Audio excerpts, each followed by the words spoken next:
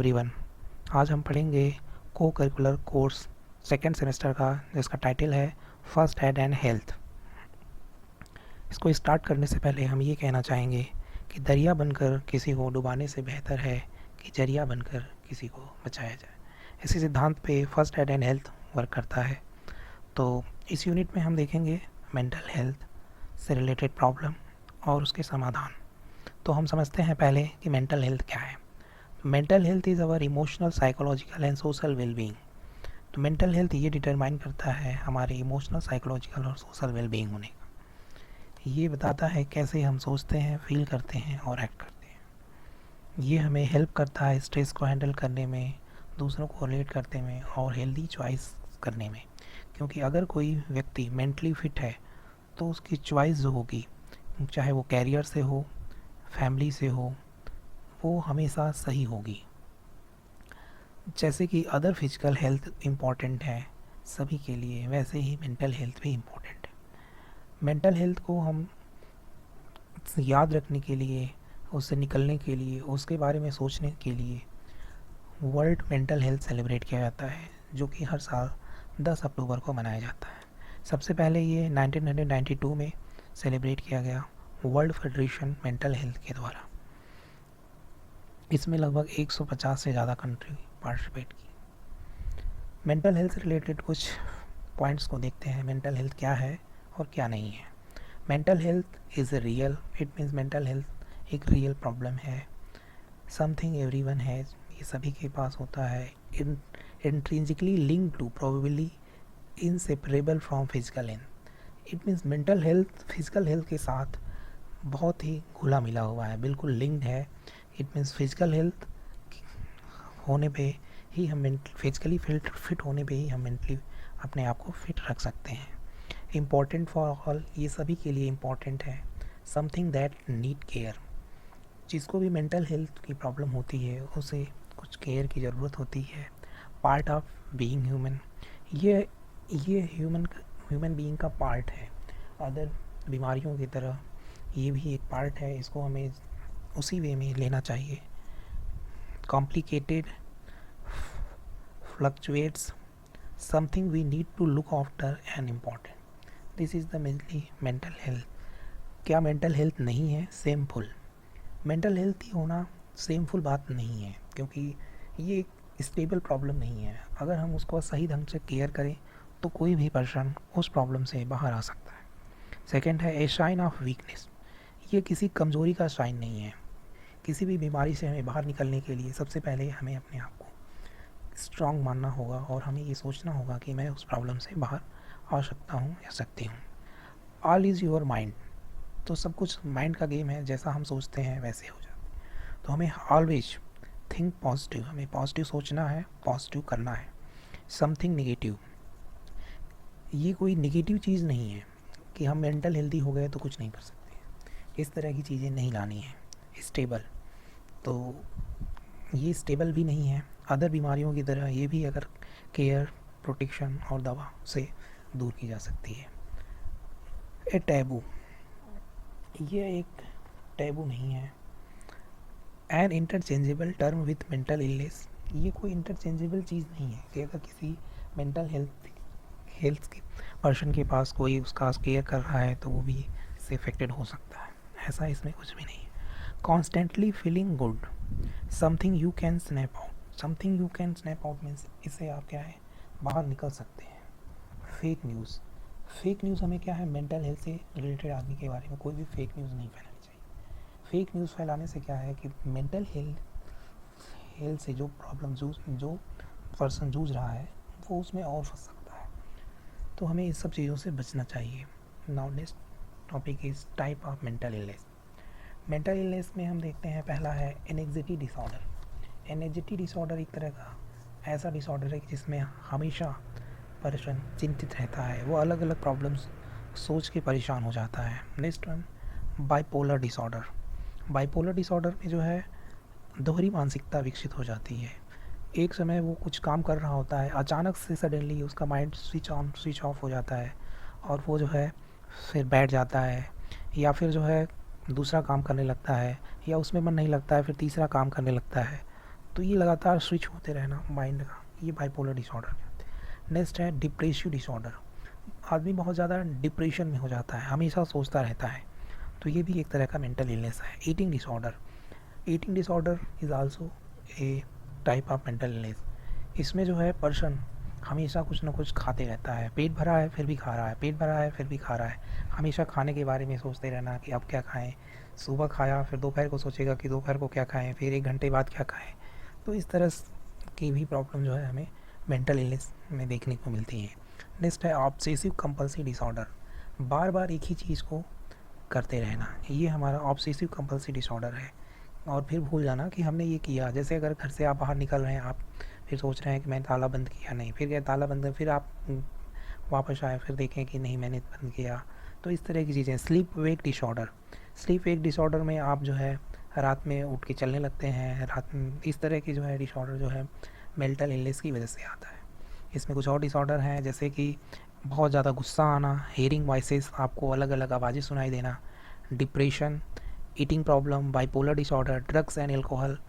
Drugs and alcohol भी हमारे mental illness का एक प्रॉब्लम बहुत ही है, जिसमें जो है पर्सन बहुत ज़्यादा ड्रग्स लेता है। अगर वो ड्रग्स नहीं लेता है तो वो पागल सा हो जाता है। तो इस तरह की प्रॉब्लम देखने को मिलती है। लोनलीनेस। मेंटल हेल्थ से जूझ रहा हुआ प्रॉब्लम अपने आप को बहुत अकेला फील करता है या वो अकेला रहना पसंद करता है।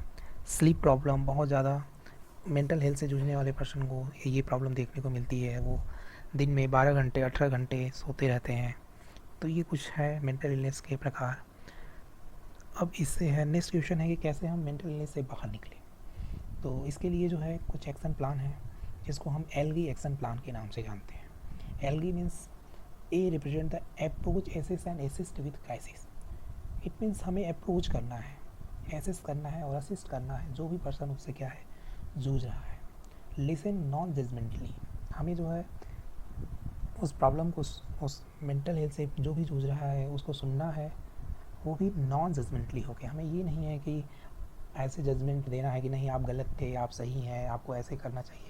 इससे उसकी प्रॉब्लम और बढ़ सकती है। तो हमें सबसे पहले किसी को क्या है सुनने की ज़रूरत पड़ती है। तो listen non judgementally. Next one is give support and information. हमें क्या है उसको सपोर्ट प्रोवाइड करना है और इन्फॉर्मेशन देनी है, एप्रोप्रिएट इन्फॉर्मेशन, जिससे कि वो क्या है उस सिचुएशन से बाहर निकल सके या उसको निकलने में हेल्प मिल सके। Encourage appropriate professional help. अगर आप कर सकते हैं तो उसको एप्रोप्रिएट सही मेडिकल प्रोफेशनल के पास भेजिए जो उसका ट्रीटमेंट कर सके। Encourage other support. इसके अलावा अगर किसी भी प्रकार का सपोर्ट अगर आप कर सकते हैं तो कीजिए। इसमें कुछ चीज़ें और भी फॉलो करनी है, जैसे कनेक्ट। हमें जो है कनेक्ट रहना है, बी एक्टिव रहना है, give, take notice, keep learning. ये कुछ फॉर्मूले फॉलो करने हैं। तो ये वे है वेल बीइंग रहने का। अगर हमें मेंटल हेल्थ से बाहर निकलना है या मेंटल हेल्थ जो है उसमें जाना ही नहीं है, यानी कि हमें फिट रहना है मेंटली, तो उसके लिए हमें कुछ उपाय करने पड़ेंगे, जैसे कनेक्ट रहना, एक्टिव रहना, लर्निंग, हमेशा सीखते रहना, गिव, और कभी भी खाली नहीं बैठना चाहिए। ये कुछ तरीके हैं जिससे हम जो है मेंटल हेल्थ की प्रॉब्लम से बाहर निकल सकते हैं, या फिर इनको करने से हम कभी भी इस सिचुएशन में नहीं फंस सकते। Now next, mental health problem in India. तो अकॉर्डिंग टू सम स्टैटिस्टिक, यहाँ पे कुछ डाटा है WHO के द्वारा दिया गया कि लगभग 300 मिलियन पीपल जो है मेंटल हेल्थ से जो है इंडिया में प्रभावित हैं। Estimated suggested that 60 million to 65 million person have common mental issue in India, जिसमें से लगभग 60 मिलियन से 65 मिलियन पर्सन जो है कॉमन एक ही प्रकार के मेंटल हेल्थ से जूझ रहे हैं। Between 6.5 to 7% of Indian population है मेंटल हेल्थ इशू। लगभग इंडियन पॉपुलेशन का 6.5 से 7% जो है मेंटल हेल्थ इशू से फेस कर रहा है। According to WHO, stress and depression cause increase by 18% in Indian। WHO के अकॉर्डिंग जो है डिप्रेशन जो है और स्ट्रेस ये मेंटल हेल्थ में लगभग अपना 18% रोल जो है प्ले कर रहा है। Between 1 crore to 2 crore person in India have several mental health issues such as bipolar disorder disease। तो लगभग 1 से 2 करोड़ लोग जो है इंडिया में बाइपोलर डिसऑर्डर इस तरह की बीमारियों से जूझ रहे हैं। और लगभग जो है भारत का मेंटल हेल्थ में जो है 0.06% जो है जीडीपी का योगदान है। Next one is percentage of people who stay mental health in one of the top health problem facing people in their country today। तो इसमें हम देख सकते हैं कि सबसे ज़्यादा जो है स्वीडन में ये प्रॉब्लम देखने को मिलती है मेंटल हेल्थ से रिलेटेड, जबकि अगर हम टोटल की बात करें तो लगभग एवरेज 26% प्रॉब्लम देखने को मिलती है। इंडिया उस एवरेज से थोड़ा सा एबव है जो कि है 27%, जो कि फिर भी बहुत ज़्यादा है। नाउ जैसा कि कोविड जो है बीच में भी आया था, तो उसकी वजह से बहुत से लोग घरों में पैक हो गए और अलग अलग प्रकार की एंग्जायटी, चिंता और डिफरेंट काइंड्स के मेंटल हेल्थ इश्यूज़ देखने को मिले। तो स्टडी के अकॉर्डिंग जो है लगभग जो है अगर देखा गया जनवरी 2021 में ये जो है मेंटल हेल्थ इशू 41.1% तक हो गया, जो कि उससे पहले 11% था। यानी ड्रास्टिकली लगभग जो है 30% का इंक्रीमेंट हो गया। अगर हम देखें कि किस एज ग्रुप में मेंटल हेल्थ प्रॉब्लम ज़्यादा है, तो उसमें 18 to 24 वाले एज ग्रुप में लगभग 56.2% मेंटल हेल्थ इशू है, जबकि इस एज ग्रुप के लोग में ज़्यादा मेंटल हेल्थ इशू नहीं होना चाहिए, क्योंकि इनमें इस एज ग्रुप में पढ़ाई या फिर एजुकेशन इस तरह की चीज़ों में फेज़ में लोग रहते हैं, फिर भी लोग इससे जूझ रहे हैं। तो इसके पीछे कुछ रीज़न है जो कि इस साइड दिखाया गया है कि क्या रीज़न है। तो पहला है रिस्पॉन्सिबिलिटी ऑफ डूइंग वेल। 84% जो है स्टूडेंट लोग इस वजह से जो है कि हमें अच्छा करना है बट वो अच्छा नहीं कर पाते हैं, तो ये सोच के लोग जो है अपने आप को परेशान कर लेते हैं, स्ट्रेस में आ जाते हैं और मेंटली इल हो जाते हैं। सेकंड है कॉजेज़ ऑफ एंग्जायटी।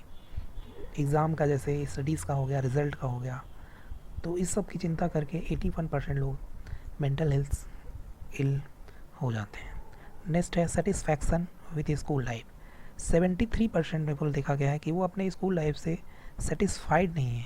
उनको कोई भी चीज़ होता है तो एक्स्ट्रा चीज़ें चाहिए होती हैं कि ये ऐसे होना चाहिए, ये ऐसे होना चाहिए, वैसे होना चाहिए, जिसकी वजह से भी वो डिप्रेशन में चले जाते हैं या स्ट्रेस में चले जाते हैं या अदर तरह की मेंटल इलनेस उनमें आ जाती है।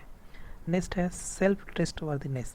सेल्फ ट्रस्ट मतलब अपने अंदर ही कॉन्फिडेंस नहीं होना, उनको अपने पास ट्रस्ट नहीं है कि मैं कर सकता हूँ, कर सकती हूँ। इसकी वजह से 70% लोग जो है इस प्रॉब्लम के शिकार हो जाते हैं। नेक्स्ट है फीलिंग ऑफ हैप्पीनेस। ये देखा गया है कि लगभग 67% जो है खुश नहीं रहते हैं अपनी लाइफ से, चाहे वो उनकी लाइफ में कोई प्रॉब्लम हो या ना हो, फिर भी वो खुश नहीं रहते हैं। तो इस तरह से भी जो है 67% लोग जो है इस प्रॉब्लम में आ जाते हैं। Next the many benefits of mental health treatment. तो इसको कैसे हम जो है मेंटल हेल्थ को हम कम कर सकते हैं, तो उसके लिए जो है काउंसलिंग की ज़रूरत होती है। काउंसलिंग में कुछ चीज़ें जो है सॉल्व की जाती है। लेग्जिनिटी, हमें क्या है कम चिंतित होना है। ग्रेटर सेल्फ कॉन्फिडेंस, हमेशा अपना सेल्फ कॉन्फिडेंस को बढ़ा के रखना है कि कोई भी चीज़ है आप कर सकते हैं। बेटर रिलेशनशिप, अपने रिश्तों को सुधारना है।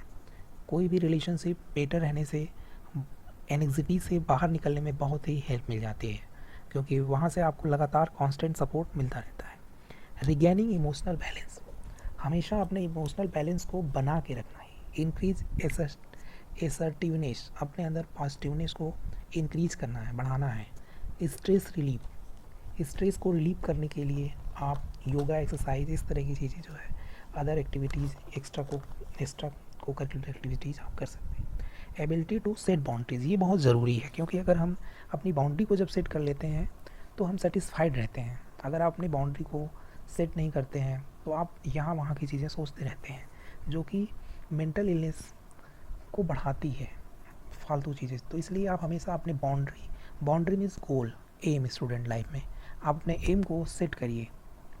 ट्रॉमा रिजोल्यूशन मीन्स है आघात समाधान। कोई भी अगर आघात कहने का मतलब है कि कोई भी ट्रेजिडी घटनाएं ऐसी हो जाती हैं जिससे कोई इस प्रॉब्लम का, जैसे कभी किसी सिचुएशन में कोई बात सुन के बहुत ज़्यादा झटका लग जाना, तो इस तरह की सिचुएशन से हमें हमेशा अपने आप को स्ट्रांग बनाए रखना है ताकि हम जो है बेहतर फील कर सकें। कुछ यहाँ पे जो है बेनिफिट है सेल्फ केयर के। पहला है कि आपको अपना रिड्यूस स्ट्रेस को कम रखना है, इंक्रीज यूर मोटिवेशन, अपने मोटिवेशन लेवल को बढ़ा के रखना है, प्रोवाइड वर्क लाइफ बैलेंस, ये बहुत ही इंपॉर्टेंट है वर्क लाइफ बैलेंस को बनाना, क्योंकि जो है काम और ज़िंदगी दोनों इम्पॉर्टेंट है। काम ही नहीं करना है और ज़िंदगी ही नहीं जीना है कि आप बस केवल एंजॉय कर रहे हैं, काम नहीं कर रहे हैं, तब भी आप स्ट्रेस के शिकार हो जाएंगे। आप बस काम कर रहे हैं, लाइफ को एंजॉय नहीं कर रहे हैं, तब भी आप स्ट्रेस के शिकार हो जाएंगे। तो आपको इनमें बैलेंस बना के रखना है, वर्क और लाइफ, तभी आप जो है अपने आप को मेंटली फिट रख सकते हैं। Next one is strengthen your immune system.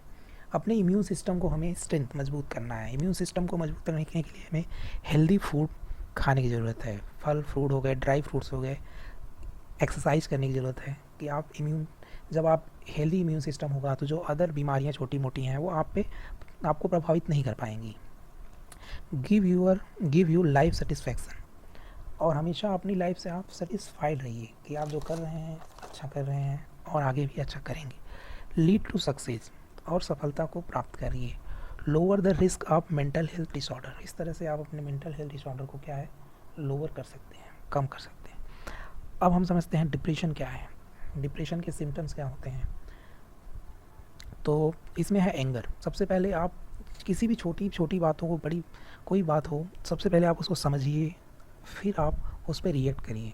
बिना समझे रिएक्ट करना छोटी बात पे, वो आपको जो है मेंटल इलनेस बना देगा। तो इसीलिए एंगर, अपने गुस्सा पे क्या है कंट्रोल रखना है। अगर एंगर है तो यानी कि आप डिप्रेशन की तरफ जा रहे हैं। एनेक्सिटी, चिंता, बहुत ज़्यादा अगर चिंतित हो रहे हैं तो भी आप कहीं ना कहीं डिप्रेशन की ओर बढ़ रहे हैं।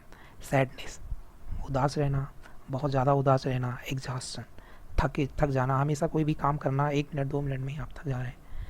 तो ये सब चीज़ें जो है आपके डिप्रेशन की सिम्टम्स है। स्लीप डिस्टर्बेंस कहने का मतलब है कि आप जो है अपनी पूरी लाइफ साइकिल को उल्टा सीधा घुमा रहे हैं। कभी आप दिन में सो रहे हैं, कभी रात में जग रहे हैं, कभी रात में सो रहे हैं, दिन में जग रहे हैं। कोई लाइफ स्लीप का डिस्टर्बेंस है। सोने का कोई एक फिक्स टाइम नहीं है, ना तो दिन ना रात। तो ये डिस्टर्बेंस आपको जो है डिप्रेशन के सिम्टम्स हैं। इसमें और कुछ डिप्रेशन के सिम्टम्स है। अगर आप डिप्रेशन ज़्यादा हो जाएगा तो सुसाइडल टेंडेंसी आने लगती है। फिर आपको लगता है कि जीवन क्या है, बेकार है। तो इस तरह की चीज़ें, होपलेसनेस होने लगता है, आप अपनी लाइफ से होप खो देते हैं। मूड स्विंग, बहुत जल्दी आपका मूड चेंज होता रहता है। कभी आप एक काम कर रहे होते हैं, फिर आपको लगता है ये काम व्यर्थ है, दूसरा काम करेंगे, फिर तीसरा काम, चौथा, हर काम व्यर्थ लगेगा। फिर है change in body weight change होने लगता है, या तो बहुत ज़्यादा कम होने लगेगा या बहुत ज़्यादा बढ़ने लगेगा। तो इस तरह की प्रॉब्लम जो है डिप्रेशन के साइन है।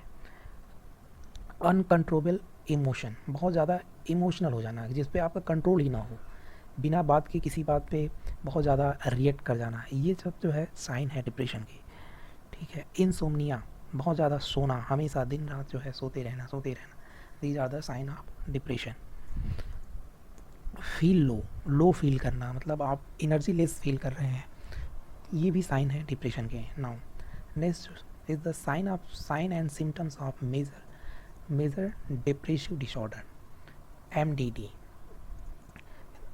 जैसा कि डिस्कस किए हैं, low mood, excessive over thinking, frustrate हो जाना, होपलेसनेस, वर्थलेसनेस, अपने आप को ये सोचना कि मैं बेकार हूँ, नकारा हूँ।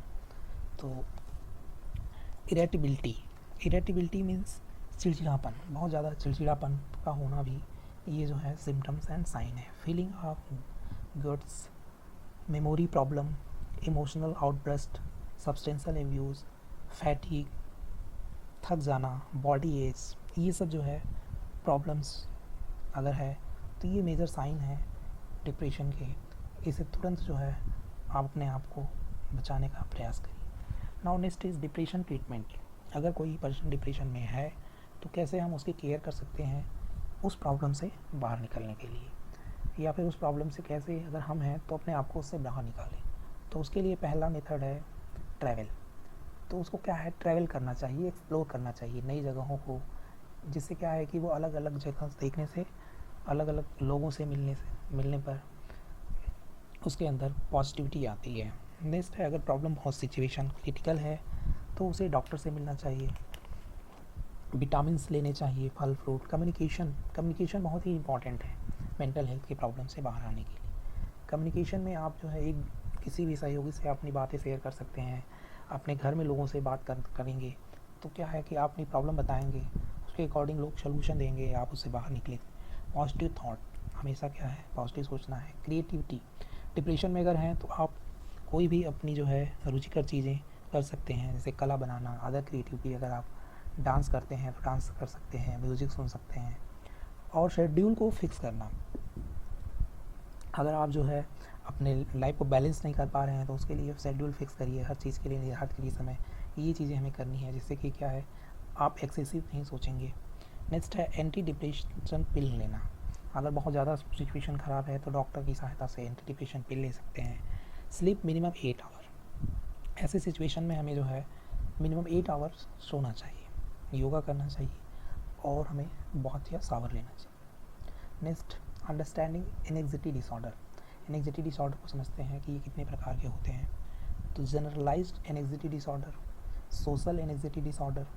Generalise means common, social means जहाँ सामाजिक एनेक्सिटी डिसऑर्डर है कि आप समाज के बारे में सोच सोच के जो है चिंतित हो रहे हैं, या फिर अपनी सोशल वैल्यू को सोच के चिंतित हो रहे हैं कि अभी तक हमको अमीर होना चाहिए लेकिन हम गरीब हैं, या और भी बहुत सी इस तरह की सोशल प्रॉब्लम है कि जो है भाई से प्रॉब्लम, फ्रेंड से प्रॉब्लम। तो इस तरह की प्रॉब्लम जो है आप जो है सोशल एंग्जाइटी डिसऑर्डर में। ऑब्सेसिव कंपल्सिव डिसऑर्डर, एक ही चीज़ को बार बार करना, रिपीटेडली करना।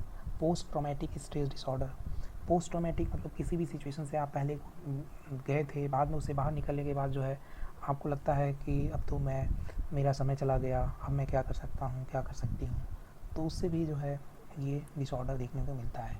पैनिक डिसऑर्डर, किसी ऐसी सिचुएशन से पैनिक हो जाना।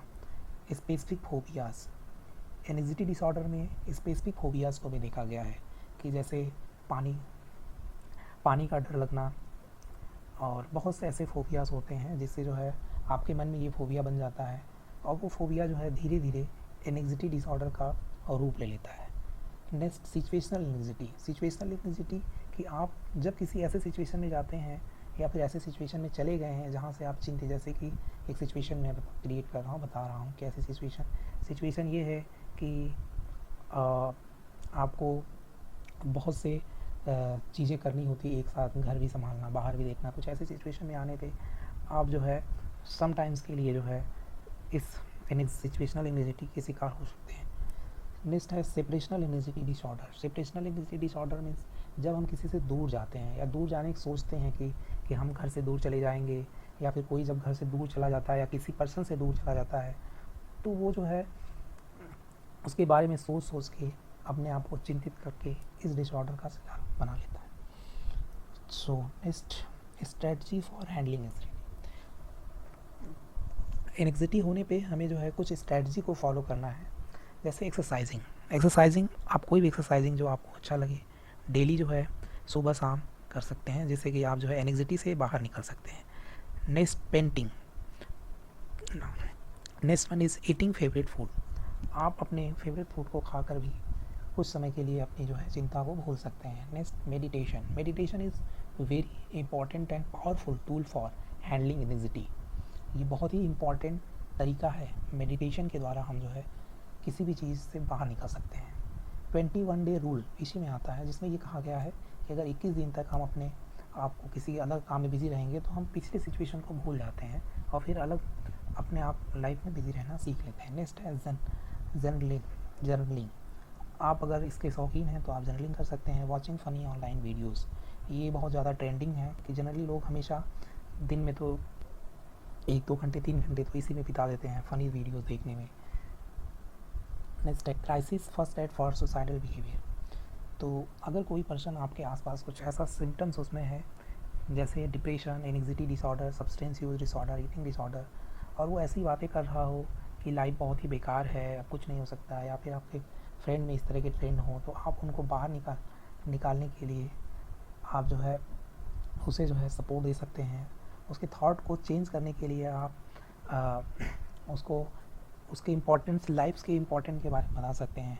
या सिचुएशन अगर बहुत क्रिटिकल है तो नेशनल सुसाइडल हेल्पलाइन पे कॉल करके आप जो है वहाँ पे जानकारी दे सकते हैं, ताकि वहाँ से काउंसलर उनको काउंसिल कर सकें। और ये नंबर पूरी तरीके से कॉन्फिडेंशियल है और किसी भी समय आप इस पर कॉल कर सकते हैं। नेक्स्ट है what are suicidal warning sign. कैसे हम जो है पहचाने कि कोई पर्सन जो है सुसाइड कर सकता है। तो पहला है threats, verbally threatening to kill selves, वो हमेशा जो है ये धमकी देता रहेगा कि मैं अपने आप को मार लूँगा, ठीक है, या मार लूँगी। Obtaining lethal means gaining access to firearms, dangerous drugs, poison और other means.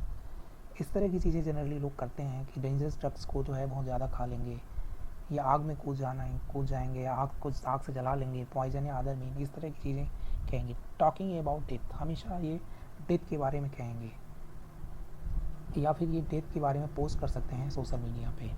Drastic mood swimming, इनमें जनरली ये देखा जाता है कि जो है इनका मूड स्विंग बदलता रहता है। होपलेसनेस, होप खो देते हैं। फीलिंग ट्रैप्ड, उनको लगता है कि मैं फंस गया हूँ, ट्रैप हो गया हूँ, कहीं पे भी वो अपने आप को फ्री फील नहीं करते। बहुत ही गुस्सा आता है, चिड़चिड़ापन है, चिंता है, इस तरह की चीज़ें जो है देखने को मिलती हैं। तो हमें इनको इन सिचुएशन से बाहर निकालना चाहिए, क्योंकि ये साइन है सुसाइड के। रिस्की बिहेवियर, एक्टिंग रेकलेसली और इंक्रीजिंग ड्रग्स और एल्कोहल यूज़। रिस्की बिहेवियर को भी लोग फॉलो करने लगते हैं, जिनको लगता है कि नहीं अब जो है लाइफ में कुछ नहीं है, तो वो जो है इस तरह के बहुत ज़्यादा ड्रग्स लेना, बहुत ज़्यादा मात्रा में एल्कोहल ले लेना। इसके बाद आता है uncharacteristic behaviour, sleeping too little और टू मच, या तो बहुत कम सोते हैं या बहुत ज़्यादा सोते हैं। Avoiding friends and family member, ये हमेशा फ्रेंड्स और फैमिली मेम्बर को अवॉइड करते हैं, सिंगल रहते हैं। Giving away prize position and excessive goodbye sentence to loved one, ये हमेशा इस तरह के सेंटेंस यूज़ करते हैं कि अब हम जा रहे हैं, अब कभी नहीं मिलेंगे, इस तरह के सेंटेंसेस। तो हमें मूड डिप्रेशन से, मूड में जो है जैसे डिप्रेशन हो गया, इरिटेबिलिटी, टॉक से पहचान सकते हैं, बिहेवियर से पहचान सकते हैं। तो ये कुछ तरीके हैं। पहचानने के बाद हमें उनको ट्रीटमेंट भी देना चाहिए, उनको प्रॉपर सलाह देनी चाहिए, गाइडेंस देना चाहिए। अगर ज़रूरत पड़े तो आप उन्हें काउंसलिंग भी दे सकते हैं, कर सकते हैं।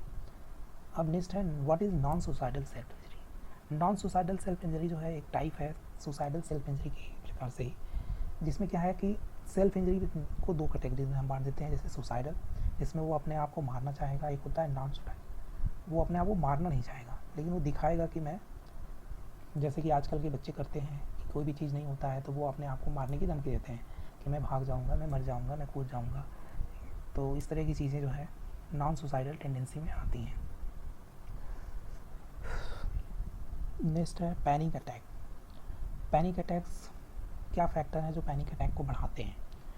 चेंजेस इन लाइफ, अगर हम अपनी लाइफ को बदलते हैं, लाइफ में चेंज लाते हैं, वो एक फैक्टर है पैनिक अटैक। जैसे कि किसी भी रिलेशनशिप में आना, रिलेशनशिप में आने पर आप अगर अपनी लाइफ को बैलेंस नहीं कर पा रहे हैं तो आप इस सिचुएशन में जा सकते हैं। एक्सेसिव स्मोकिंग, बहुत ज़्यादा अगर स्मोकिंग कर रहे हैं, एक्सेसिव कैफीन, कॉफ़ी बहुत ज़्यादा अमाउंट में पी रहे हैं, ट्रैमेटिक इवेंट कुछ सडनली ऐसे अचानक इवेंट्स हो जाए, बहुत ज़्यादा स्ट्रेस लेना, ये सब पैनिक अटैक के कारण है, सिम्टम्स, फैक्टर्स हैं। कुछ और फैक्टर्स हैं जैसे कि जो है फियर ऑफ डाइंग, स्वीपिंग्स, इससे हमें बाहर निकलना है या फिर जो है पैनिक अटैक को कम करना है तो इसके लिए कुछ रूल हैं, जैसे डीप ब्रीथिंग, गहरी सांस लेना, लिसन टू म्यूज़िक सुनना, प्रैक्टिस माइंडफुलनेस, अपने दिमाग को या अपने माइंड को हमेशा बिजी रखना, और राइट डाउन योर थॉट्स, अपने विचारों को लिखना, सीक डॉक्टर हेल्प, डॉक्टर से मदद लेना, use red method, go for walk. ये सब चीज़ें करने से हम क्या है पैनिक अटैक इस तरह सिचुएशन से बच सकते हैं और अपने आप को मेंटली फिट रख सकते हैं। पैनिक अटैक डेवलप कैसे होता है इसको हम इस डायग्राम समझते हैं। नोटिस ए बॉडी सेंसेशन, पहले जो है बहुत ज़्यादा एक्सेसिव अमाउंट में सपोज करिए कोई कैफीन ले रहा है तो वहाँ से जो है सबसे पहले बॉडी में एक सेंसेशन आता है जिसको हम जो है बोलते हैं माई ब्रीदिंग फील्स ऑड, मतलब बहुत ज़्यादा जो है सांस बढ़ जाना। फिर है have a thought about it, good this is dangerous, फिर आपके मन में ख्याल आता है क्या ये हो सकता है कि हम जो बहुत ज़्यादा अमाउंट में शराब ले लिए या कुछ भी कर लिए तो ये हमारे लिए डेंजरस है। फील एप्रहेंसिव, और आप उसके बारे में बहुत ज़्यादा सोचने लगते हैं, फिर यहाँ से एनेक्सिटी डेवलप हो जाती है, ये जो है बहुत ही फिर ये बैड इफेक्ट डालती है।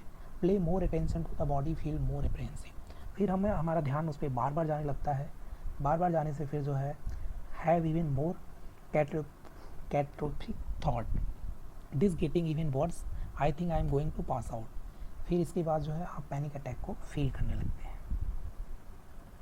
नेक्स्ट ट्रॉमेटिक इवेंट्स क्या होते हैं, जैसे लैक ऑफ सपोर्ट अगर कम मिले किसी को, तो वो इस सिचुएशन में चला जा सकता है। न्यूरोलॉजिकल हो सकते हैं, previous trauma, life stress, genetic, ये सब कुछ ट्रॉमेटिक इवेंट के प्रकार हैं। Risk factors.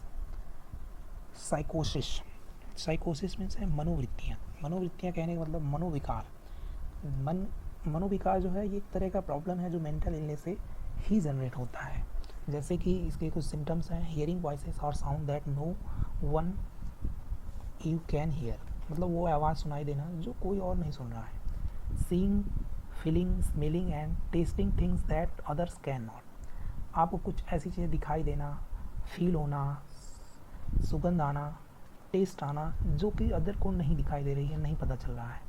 ये मनोवृत्ति के प्रकार हैं। जैसे और इसमें है होल्डिंग अनविजुअल थॉट्स और believe that others around do not share, struggling to think and concentrate, feeling disconnect, acting strongly और अनप्रेडिक्टेबली। ये सब कुछ चीज़ें हैं जो कि क्या है, सिम्टम्स हैं मनोवृत्ति की। नेक्स्ट है अंडरस्टैंडिंग सब्सटेंस अब्यूज डिसऑर्डर।